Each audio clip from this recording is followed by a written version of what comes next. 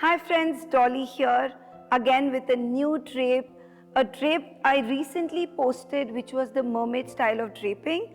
I'm giving you a reverse mermaid style this time in this video that you're going to just watch.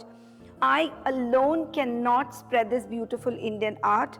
I want you to be with me. So let's join hands in a mission where we want the whole world to know at least the basic style of draping a sari. If you haven't subscribed, can you see that button there? Just click on that button and whenever I post a new video, so you know that you get a notification that I've posted a new video and you don't miss out on any of my tips, tricks and hacks on this beautiful journey of sari draping.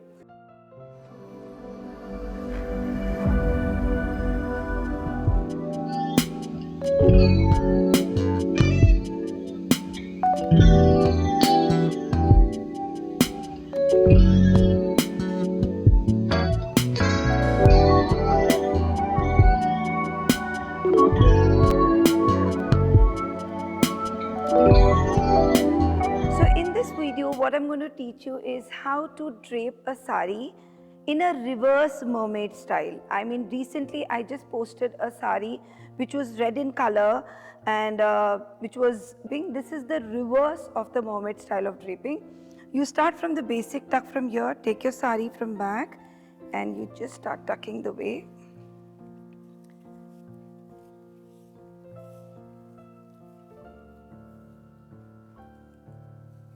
All over, nicely, neatly, not pulling your sari too much till here. After you've done that, what you do is leave a handful of fabric and tuck this here. Now what we usually have been doing is we take this and we start making our pleats like this.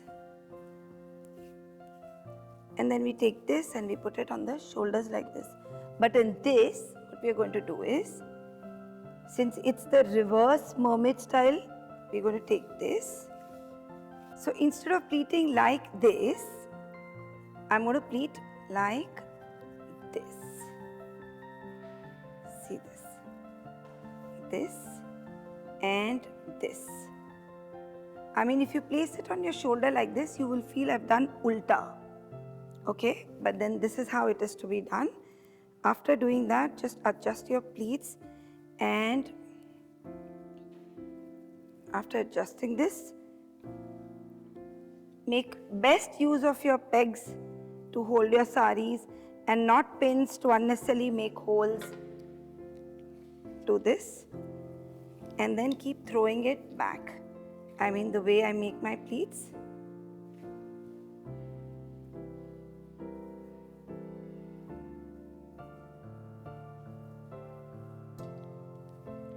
Like this.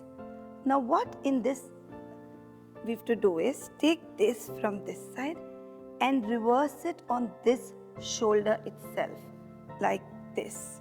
But we are going to pull this a little more down. So I'm still making my pleats. It's like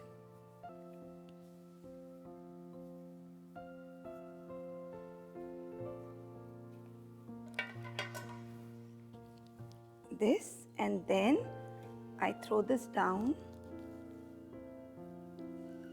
till here. After you've got the length right, what you need to do is just take a safety pin, I mean a double lock pin, and secure all your pleats on your shoulders.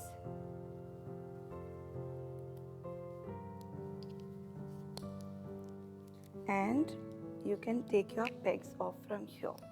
Just leave the lower one because you would need it. Okay. After you've done this, now what you have to do is, I'm just adding a peg here so that you can understand what I'm doing with the rest of the fabric. This is done here.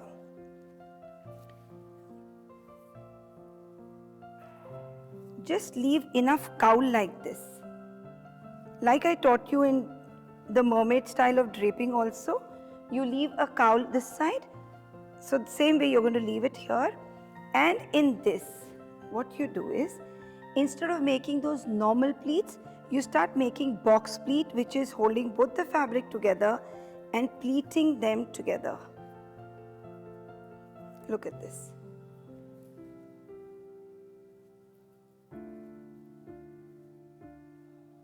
Pleating them together like this and tucking the whole fabric here. Like this. So basically you have that box kind of a pleat in front. After you've done that, remove this peg and this and take a safety pin, cover your bust, bring your jewelry on top,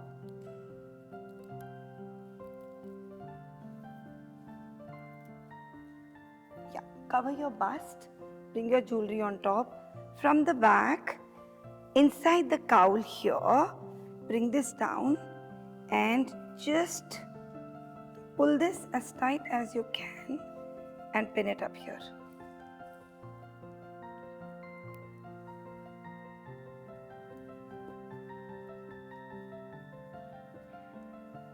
This. After you've pinned this, just take this back from here, readjusting your pleats so that it falls like really nice and neat on your shoulders, putting your jewelry on top.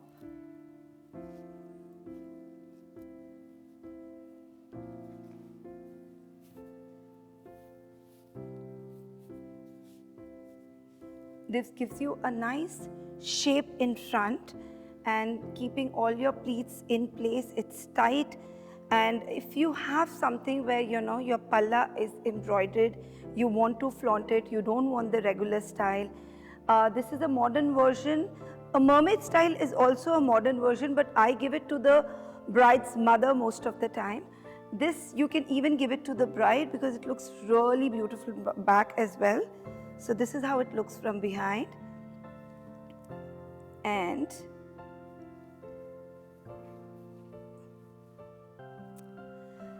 yeah, so this is the reverse style of draping a mermaid style. I mean the reverse mermaid drape.